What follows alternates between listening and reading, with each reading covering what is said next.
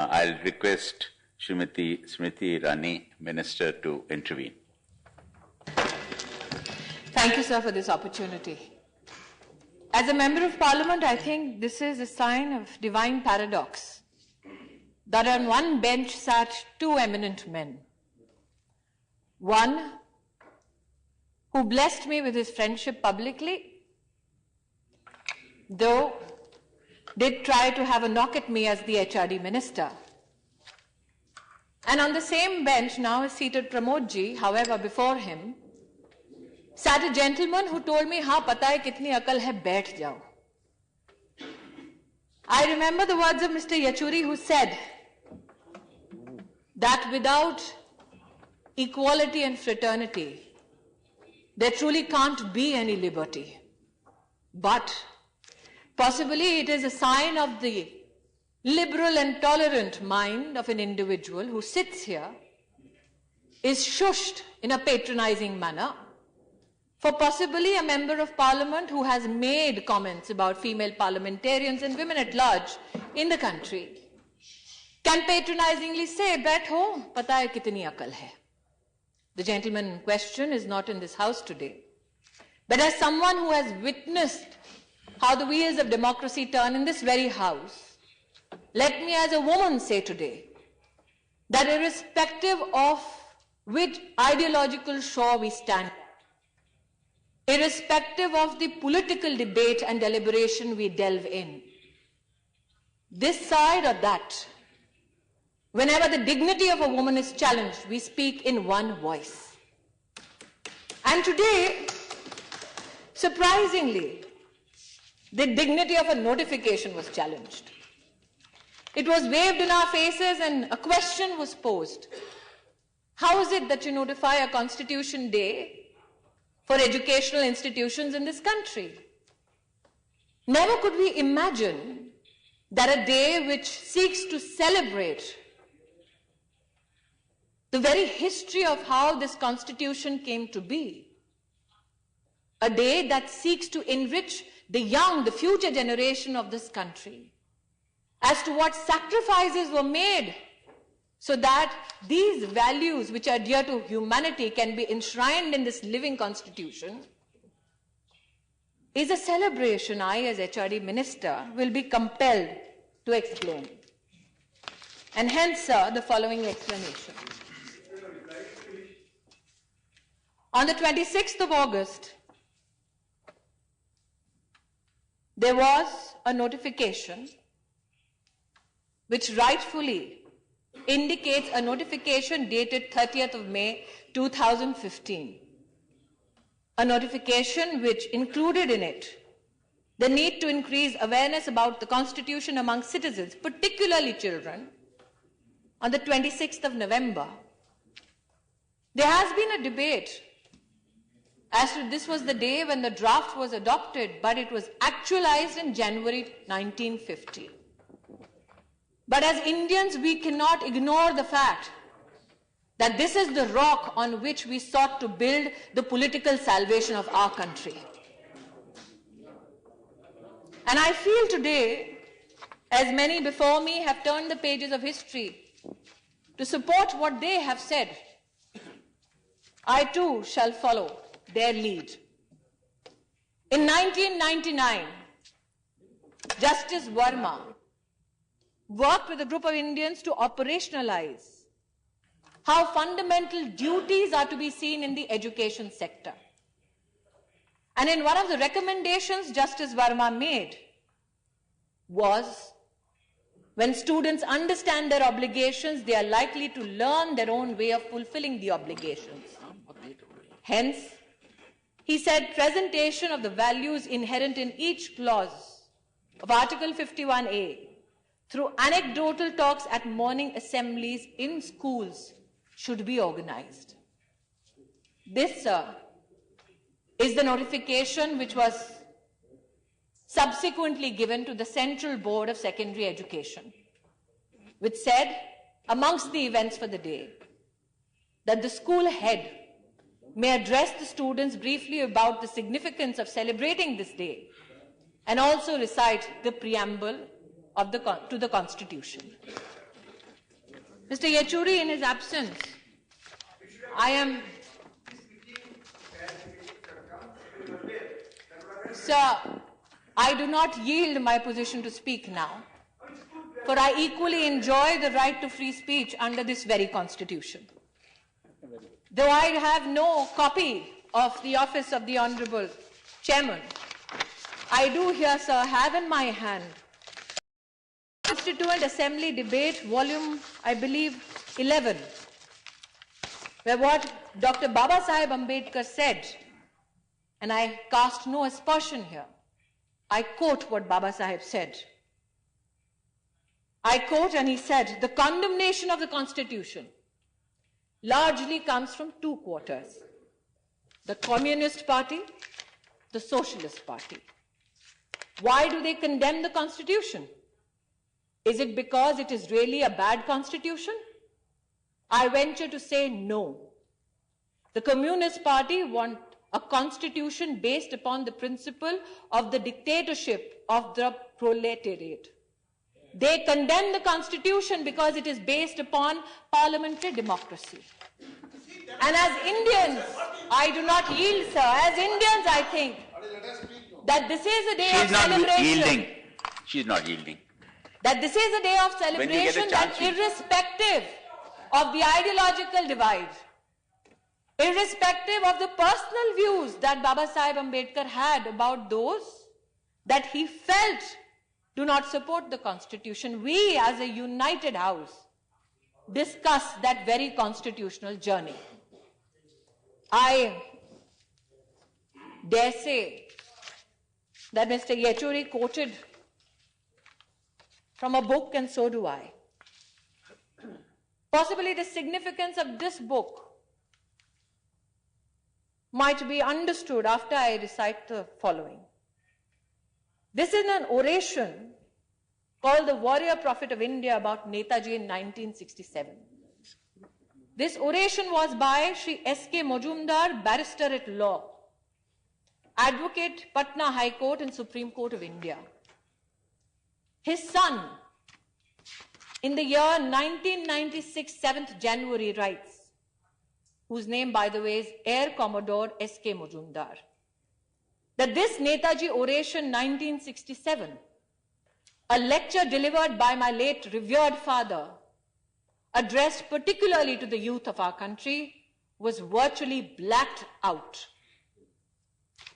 And I, a bit intrigued, when approached by the grandson of this very man, who said that you as a parliament discuss the political constitutional journey of our country. Let this be read, if you deem fit, amongst eminent parliamentarians, so that it gets highlighted as to what many sacrifices were made, not only men who donned the political hat, but also men and women who served the nation nonetheless. In this book, I quote, sir, upon being told that he shall be expelled from the Congress party, Netaji said the following: do they object to me because I would not be a tool in their hands? Or do they object to me because of my ideas and principles? This too is a part of history which we can learn from. Sir, in this very house, we have had many heated debates on our history, our education system. Baba Saheb had said, they cannot make history who forget history. And when I turn the pages of how this man, cherished as the architect of the Indian Constitution, saw his contribution in the making of this living document, which gives us liberty, equality, and fraternity, he said that these three terms did not come from me, a scholar of political science. These three terms come to me from my master, the Buddha. And I think that is the beauty of our Constitution, that such great men and women knew where to separate their personal religious beliefs from the documents that they signed, which told us what kind of a destiny we can carve out for ourselves as a nation. I think it is paradoxical that today Sharad ji, a very senior parliamentarian, yet again told me, "Beto, beto." Imagine if such a parliamentarian, politician, was a part of the drafting committee. Mr. Yechury is right. As a woman in India, I celebrate the fact that women in many nations across the world had to struggle to get their right to vote. I got it because my constitution gave it so at the birth of this very nation as a republic in 1950. But imagine, as the leader of the House said today, what kind of restrictions would such a senior parliamentarian would have imposed on a woman like me while this was being drafted? Would I have been told, "Savli ho to vote karne ka adhikar nahi"? Would I have been told, "Parkati ho to vote karne ka adhikar nahi"? I see that some are disturbed by what I say. But apart from the social realities that were counted in this very house today, this also is a reality we must embrace. For the victims of such reality do not reside only outside this house, but we have witnessed it in this very house. Let's look at what Baba Sahib Ambedkar felt with regards to education. In the year 1945, he established the People's Education Society. Until this date, are two living monuments in the field of education, his legacy. One in Aurangabad, which is the Milind Mahavidyalaya, set up in 1950, and the other is the Siddharth Law College in Mumbai, set up in 1956. And the very thrust with which Baba Sahib set up these institutions was to bring about intellectual, moral and social democracy. And he insisted that men and women of this country will study in these institutions together, shoulder to shoulder. Another part of history. Baba Sahib said, "I would like that the right to free and compulsory education to children be given as a fundamental right while we draft this constitution." But the government of the day said, "Let's have a committee which can sit and look into this issue." And citing costs, the advice given was, don't make it a fundamental right. Put it in the directive principles. As I read through the Constituent Assembly debates, there were many who cautioned then that the directive principles are not justiciable. They cannot be enforced. They provide an architecture of good governance.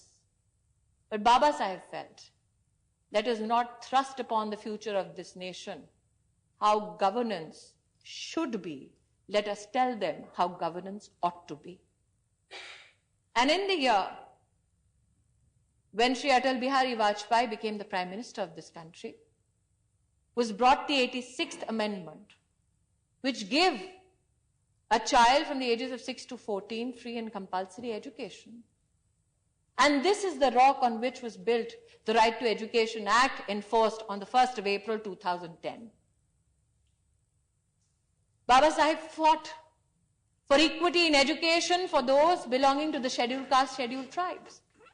He made provisions for them in the Constitution. But as a parliamentarian, just not as a BJP representative, I say proudly that irrespective of the challenges of this house or the other, we rose unanimously through the Sarva Siksha Abhiyan to give us framework for equity and education for the scheduled caste and scheduled tribes. So yes, विषमताओं का देश है, लेकिन इस देश में इतनी भी क्षमता है कि जब समय की मांग हो, पुकार हो, तब हम धर्म और जाति तो छोड़िए, अपनी राजनीति को परे रखकर राष्ट्र के प्रति समर्पित भाव से काम करना जानते हैं. There are many who make a mockery of a history, a culture, civilization. Rightly so, it's their democratic right. And I don't deny that democratic right to any Indian citizen, as is mine to read the following. Gandhiji, in Chatham House in 31, when asked about the Indian education system, said, and I quote, "I say without fear of my figures being challenged successfully that today, in the 1930s, India is more illiterate than it was 50 or 100 years ago. Because the British administrators, when they came to India, instead of taking hold things as they were, began to root them out. They scratched the soil and began to look at the root and left the root like that, and the beautiful tree perished." Gandhiji was challenged, told to produce empirical evidence. And a Gandhian named Dharampalji went back to the Madras presidency, took out papers just to prove with empirical evidence. He went before the British and said what Gandhiji said was right. Madras presidency had 90% literacy before the British came to India. That is a fact. That is a fact not enunciated or written by a Bharatiya Janata Party worker. It is written by a Gandhian called Dharampal. So what do we need today? Yes, we need that this tree of enlightenment bear fruit for our future generations by embracing the scientific temper of the new and also embracing some of our rich cultural history. I pay homage to the journey of Dr. Karan Singh. He's seated before me. I've had many conversations, even when I was not a minister, with him. And when people look at Dr. Karan Singh, they speak about his love for Sanskrit. I pay homage to the contribution you made, sir.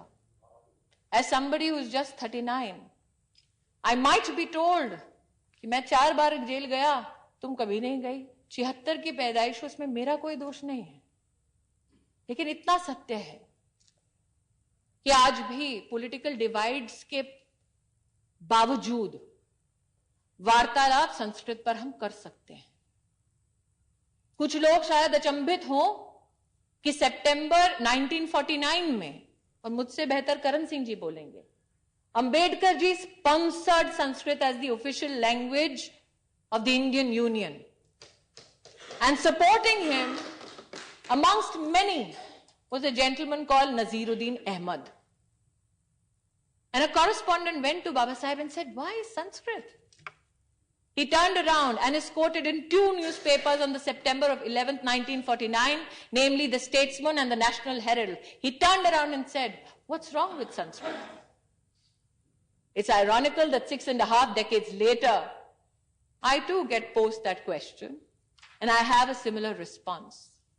But this is the very evidence and essence of a thriving constitution, which allows debates to permeate over decades till such time a consensus emerges. Sir, I know that there is a limitation of time, but I can proudly say that I'm joined by all parliamentarians here today, that we have unlimited admiration for the work of Dr. Baba Saheb Ambedkar. Does that mean we shall brush aside what is fundamentally challenging in our country? No. If I look at the figures here, the percentage of out-of-school children of SC has declined from 2009 to 2014. Does that mean the journey is complete? No. But the very reason we celebrate a living constitution, a living document, is because it enables us to continue that journey till such time a collective destination of equality, liberty, and fraternity is reached. Sir, though there were questions asked as to how dare we ask schools to celebrate, on what basis possibly, let me read a message of Baba Saheb Ambedkar to his fellow citizens as I come to a close. He said, "I do not want that our loyalty as Indians should be in the slightest way affected by any competitive loyalty. Whether that loyalty arises out of our religion, out of our culture, or out of our language. I want all people to be Indians first, Indians last, and nothing but Indians." And humbly, sir, I submit that all CBSE schools yesterday, children flocked the morning assemblies to take oath to preserve the very values enshrined in the Constitution, to celebrate the journey of this Constitution and the future it envisions for these children. And they resolutely, these children of our nation, that today in this august house, I can't identify by religion, creed, culture, sex, resolutely said that we all want to be Indians first, Indians last, and nothing but Indians. Thank you, sir.